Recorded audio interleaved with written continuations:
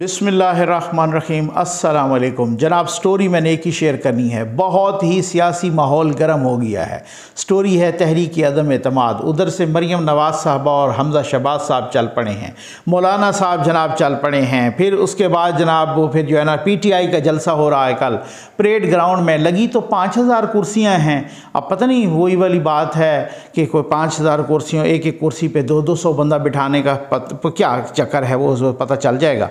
और इससे पहले कि मैं उससे जुड़ी हुई तमाम डेवलपमेंट्स पे बात करूं, बहुत इंपॉर्टेंट बातें हैं भाई। ये माफ़ी मांगते हुए रो कौन पड़ा ये बताऊंगा। और बिलावल साहब ने आज खिताब किया पाड़ा चनार में, उन्होंने वो छतरोल की ये बताऊंगा। और बहुत एक अहम तरीन बात कर दी है बिलावल साहब ने, वो यूँ समझ लें कि बहुत बड़ी ब्रेकिंग कर दी है। और आपके बहुत सारे सवालात का जवाब है उस ब्रेकिंग में। चौधरी निसार साहब ने BBC को इंटरव्यू दिया और उस पर बात करेंगे। बहुत अहम बातें कुछ डिस्कस हुई हैं। हुकूमत की चौधरियों के साथ मुलाकात हुई है और वो मुलाकात बताया जा रहा है कि बुरी तरह नाकाम हुई है, उस पर बात करेंगे। और कल के जलसे में कोई मुतवक्के, ये सोशल मीडिया पे क्या हो रहा है, ये क्या कह रहे हैं, कोई मुतवक्के ट्रम्प कार्ड क्या हो रहा है कि खान साहब क्या करने जा रहे हैं, कोई बड़ी बड़ी बातें हो रही हैं, कोई बहुत बड़ी अफवाहें हो रही हैं, इस पे बात करेंगे। लेकिन इन सारी बातों से पहले मैं आपको एक बात बता दूं कि सरवर खान साहब ने कहा था, गुलाम सरवर खान साहब ने, कि मैं तो मेरा दिल करता है मैं खुद कुछ धमाका करूं, खुद कुछ जैकेट पहनूं और वहां फट जाऊं पार्लियामेंटेरियंस पर। फिर उसके बाद शहरयार अफरीदी ने भी कहा है कि मैं भी बारूदी जैकेट पहन के तो फट जाऊं। अब ये वो ज़राए हैं, ये इनके हथे चढ़ा हुआ है पाकिस्तान। उमर डार साहब हैं जनाब, ये प्राइम मिनिस्टर ऑफ पाकिस्तान के यूथ अफेयर्स के एडवाइज़र भी हैं। और ये क्या कहते हैं, आप यकीन करें अल्लाह जानता है, मैं इस वजह से सुना रहा हूँ ताकि आप सारे सुन लें ये किस तरीके से अपना तवाज़ुन खो चुके हैं। हंसी आए तो फिर उसके हंसी रोक के प्लीज़ मेरी फिर उसके बाद स्टोरी सुनना, तबसरा सुनना, वो बहुत अहम है। लेकिन यार ये सुनाना, आप यकीन करें मैंने अपने बच्चों को ये क्लिप दिखाया है, वो बिल्कुल लोटपोट हुए थे, फर्श पे लेट रहे थे हंस हंस के, कि वो मुझे कह रहे थे अबू यार ये क्या कर रहे हैं। मैंने कहा यार ये सुने तो सही ये क्या कह रहे हैं उमर डार साहब। ये लें जनाब। सो मेरी ਤੁਹਾਡੇ ਅੱਗੇ अपील है, गुजारिश है, रिक्वेस्ट है, निकलो, उठो, पहुंचो इस्लामाबाद। रोज रोज यहो जिहा लीडर नहीं जे मिलना। पहुंचो इस्लामाबाद और जवाब दियो इन्हां चोरां डाकुआं नूं ते अमरीकी एजेंटां नूं, अमरीकी पिट्ठूआं नूं जवाब दियो। और इस्लामाबाद पहुंच के इन्हां अमरीकी पिट्ठूआं दा, आसिफ जरदारी दा, नवाज शरीफ दा, मौलाना फजल रहमान दा, इन्हां दा लक भन दियो उत्थे पहुंच के। और वो लक पता किस तरह भनना है, वो लक भनना वे तुसां इहनूं देखो, इंज इन्हां दा लक भन दियो, इन्हां नूं किरची कर दियो। मैं अज एक पैगाम पाकिस्तानी कौम नूं दिता है और ਉਹਦੇ ਵਾਸਤੇ मैं कुछ प्लेटां तोड़ ਦਿੱਤੀਆਂ। मेरी बेगम कहन लगी कि तुसा मेरे डिनर सैट ਦੀਆਂ प्लेटां तोड़ ਦਿੱਤੀਆਂ ने।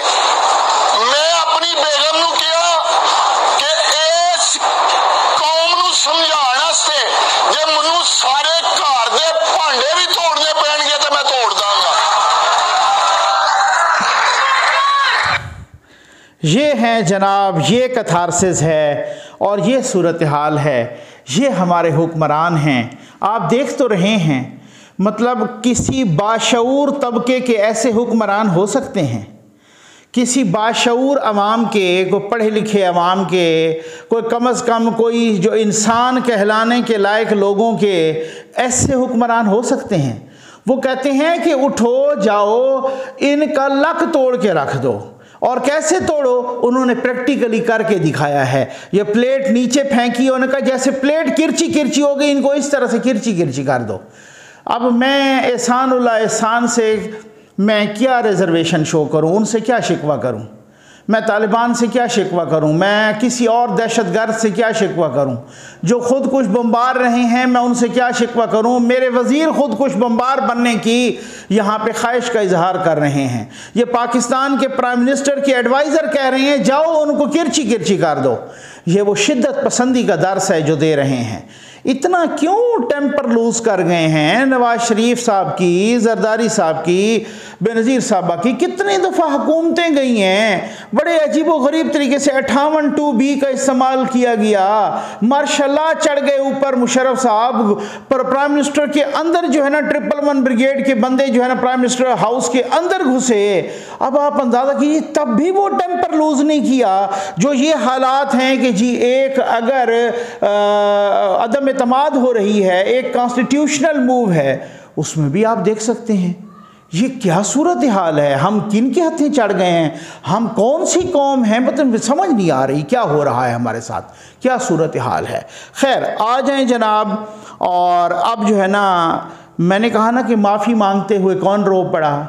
बहुत ही अथेंटिक इतलात हैं जनाब कि ARY मालशिया पालशिया चैनल के सरबराह मालिक सलमान इकबाल साहब जरदारी साहब के पैर पकड़े हैं और उन्होंने जनाब माफ़ी मांगी है, और साथ ये भी कहा है मुझे माफ़ करें, आपके साथ बड़ा पुराना ताल्लुक़ है। और जो देखने वाले थे वही देखने वाले कौन थे, बस अच्छा चले ठीक है, मैं बता दूंगा, मैं वक्त आने पे बता दूंगा वो देखने वाले कौन थे, क्योंकि मैंने अगर उनकी तरफ इशारा कर दिया तो फिर ऐसा ना हो कि फिर वो मुलाकात में मौजूद थे, तो फिर इसका मतलब ये है कि भाई फिर कहीं फटा ही पड़ जाएगा यार ये आपने क्या किया। अच्छा, तो जो देखने वाले थे वो कह रहे थे कि उनकी आंखों में आंसू आ गए और कहा कि हमारा तो बड़ा आपसे पुराना ताल्लुक़ था। फिर जरदारी साहब ने कहा या किसी ने भी कह दिया कि जनाब आप तो देखिए आपने तो बड़ी कमाई की है, आपने तो बड़ा वो पता नहीं कौन कौन से मुल्तान में नए नए शहर आबाद कर रहे हैं और क्या क्या सूरत हाल है, आपके टैक्स के मामलात भी हैं, तो आप तो बड़े मज़े में थे। तो फिर उसके बाद वो शर्मिंदा हुए, फिर अपना वो ताल्लुक़, एक तरफ ये सूरत हाल है, दूसरी तरफ अपने एंकर्स को दूसरी तरफ लगाया हुआ है, यानी डबल गेम, ड्यूल स्टैंडर्ड्स और डबल गेमें खेली जा रही हैं। और मैं एक रिक्वेस्ट करूंगा इदारों को भी, और जो कंसर्न इदारे हैं, शायद हो सकता है कि मौजूदा FBR तो ऐसा ना करे, लेकिन आने वाली FBR को कि इनके ऊपर जो इल्ज़ामात हैं टैक्स से मुतालिक उनको किसी कीमत पर, क्योंकि वो कौम का पैसा है, मेरा टैक्स का पैसा है, आपका टैक्स का पैसा है, ये जो हड़प करके बैठे हैं, जो इन्होंने टैक्स देना है, कौम का पैसा है, वो कौम पे लगना है, जो टैक्स हड़प करके बैठे हैं मुबैना तौर पे, तो वो ज़रूर वो करें। ये अब उसके बाद आ जाए जनाब दूसरी खबर पर। बिलावल साहब ने आज खिताब किया, यार वो खिताब बहुत कोई ज़बरदस्त किस्म का खिताब किया। उसमें मैं आपको बताता हूँ ना 2-3 बातें बिलावल साहब ने बड़ी अहम कर दी। मैं वही बातें करके आगे बढ़ जाऊंगा, क्योंकि फिर उसके बाद मैं आपको एक बड़ी अहम बात, मैंने आपको आज अहम तरीन बातें बतानी हैं। एक तो खैर उन्होंने कहा कि बड़ी आप दिलचस्प बातें भी की हैं बिलावल साहब ने। बिलावल भुट्टो जरदारी साहब ने खिताब किया पाड़ा चनार में जलसे में, और वो कहा कि ये कहता है कि मेरी उर्दू कमज़ोर है। हाँ मेरी उर्दू कमज़ोर है, लेकिन मेरी उर्दू तो 30 साल की उम्र में कमज़ोर है, लेकिन आपकी उर्दू तो 70 साल की उम्र में भी कमज़ोर है, ये बिलावल साहब ने कहा। उसके बाद जनाब उस बिलावल साहब कहते हैं कि आपने सारी बूट पॉलिश ख़त्म कर दी। इमरान खान साहब ने आज कमालिया में जलसे में भी बार बार चेरी ब्लासम का जिक्र किया, बूट पॉलिश का, और कहते हैं कि आपको पता ना ये बूट बड़ा अच्छा चमकाती है। पता नहीं आप वो इमरान खान साहब को तजर्बा है इसका शायद, क्योंकि वो कहते हैं ना बहुत अच्छा चमकाती है बूट, और शहबाज शरीफ साहब को कह रहे थे। मेरा ख्याल है वो या तो वो छिन जाने का गम है, अब पॉलिश या बूट छिन गया तो पता नहीं उसी का गम है। वो कहते हैं कि वो न्यूट्रल क्यों हो गए हैं, वो उसी तरह से ही मेरे सर पर हाथ रखते। अच्छा, उनने कहा कि जनाब बिलावल साहब ने कि आपने सारी बूट पॉलिश ख़त्म कर दी, अब आपने बूट को पक्का पकड़ के बूट को चाटना शुरू कर दिया है, ये बिलावल साहब ने कहा। यार अब 1-2 बातें ना उन्होंने बड़ी अहम की हैं, 2 बातें ख़ास तौर पे अहम तरीन। एक तो बिलावल साहब ने इतनी बड़ी ब्रेकिंग दी है ना कि आपके बहुत सारे सवालों का जवाब आ गया उस ब्रेकिंग में। बिलावल साहब कहते हैं कि पहले उनकी मिन्नतें कर रहा था, इमरान खान साहब की तरफ इशारा था, जाहिर है पहले उनकी मिन्नतें की कि OIC के इजलास तक इत्तेहादियों को रोकें कि वो ऐलान न करें।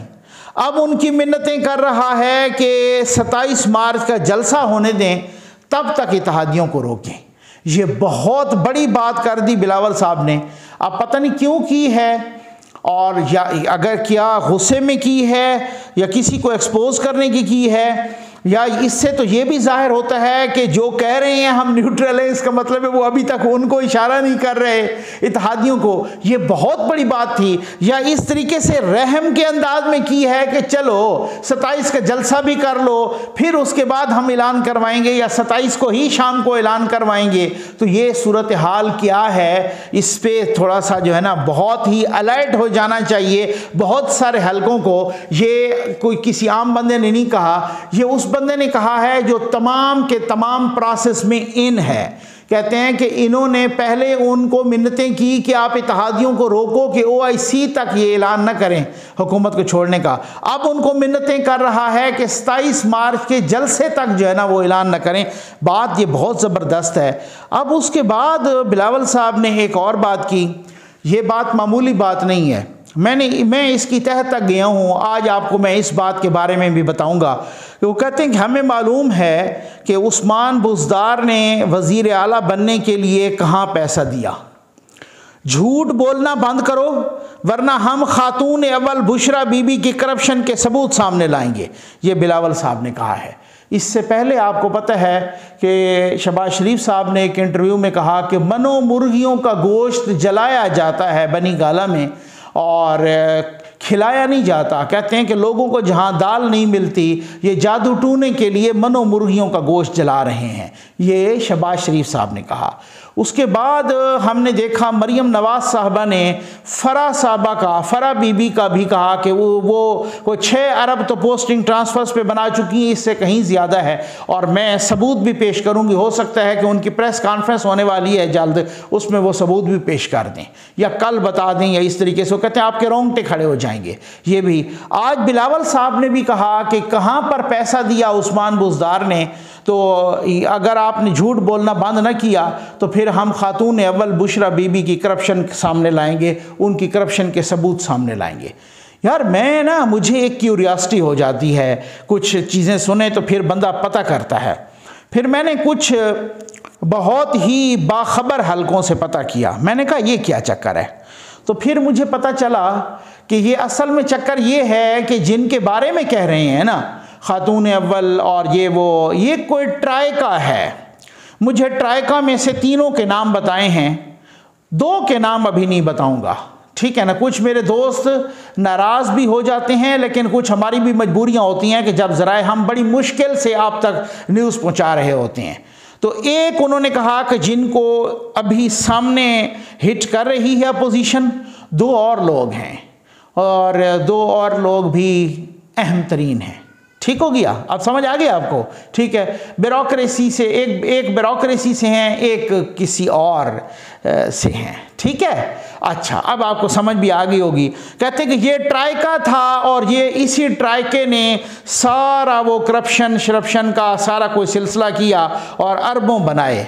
अब उस ट्राइके के गिर्द घेरा तंग होगा और इसी वजह से जनाब बार बार खातून अव्वल का जिक्र भी आ रहा है, फरा साहबा का जिक्र भी आ रहा है, बनी गाला का जिक्र भी आ रहा है, और ये जिक्र अब बहुत आगे तक चलेगा। बस ये इतने तक मैंने कह दिया। मेरे पास और बहुत सारी खबरें हैं, मैं आपको इसी सिलसिले में ये पहुंचाऊंगा।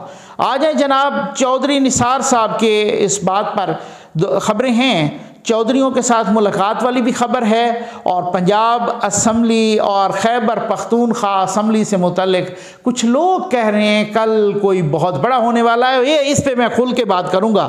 और आज चौधरी निसार साहब BBC के एक नुमाइंदे ने वहाँ जाके उनसे मुलाकात की, गुफ्तगू तो उनसे ऑफ द रिकॉर्ड भी की, कुछ कहा कि ऑन द रिकॉर्ड भी है। BBC पे वो सारा कुछ रिपोर्ट हुआ, उसमें बहुत सारी लंबी चौड़ी बातें हैं, मैं नहीं जाऊँगा। 2 बातें जो है ना बहुत ही अहम हैं। उन्होंने एक कहा कि जी बात यह है कि मैंने इमरान खान साहब से ना पिछले 1 हफ़्ते में मुलाकात की, ना पिछले 1 महीने में की और ना पिछले 1 साल में की। और ख़ान साहब ये अभी रिसेंटली 2 दिन पहले भी कह चुके हैं सहाफ़ियों के साथ कि जी कि चौधरी निसार साहब की हाल ही में मेरे से मुलाकात हुई है। अब कौन झूठ बोल रहा है अल्लाह बेहतर जानता है, ये आप फैसला करें। दूसरी एक बात उन्होंने की कि इमरान खान साहब आए थे और एक घर में मुलाकात हुई थी कामन घर में, ये BBC ने खुद लिखा है। और वो किसका घर था? वो अपना मेजर आमिर साहब का घर था, ठीक है, वो इनके कामन दोस्त थे। तो मेजर आमिर साहब के घर मुलाकात हुई थी। इमरान खान साहब ने चौधरी निसार साहब को दावत दी थी। उन्होंने कहा नहीं, मैं आपकी पार्टी में नहीं आता। और उन्होंने कहा था कि इमरान खान साहब ने मुझे कहा कि आप आएँ, मैं आपको सारे इख्तियारात देता हूँ, बल्कि और तो और पार्टी के टिकट्स भी आपकी मर्ज़ी पर तकसीम होंगे। तो मैंने कहा कि नहीं, मैं नहीं आ सकता। तो मैं नवाज़ शरीफ के साथ इतना सारा अरसा रहा, तो अगर उनके साथ मैं नहीं चल सका तो मैं आपके साथ भी नहीं चल सकूँगा। तो कहते हैं मुझे कि चौधरी निसार साहब कह रहे हैं कि जी मुझे उन्होंने कहा कि वो तो करप्ट है, नवाज़ शरीफ तो करप्ट है, तो उनके साथ आप नहीं चल सके। मैं तो बड़ा पाक नमाजी हाजी शफाफ हूँ, आप मेरे साथ चल सकेंगे।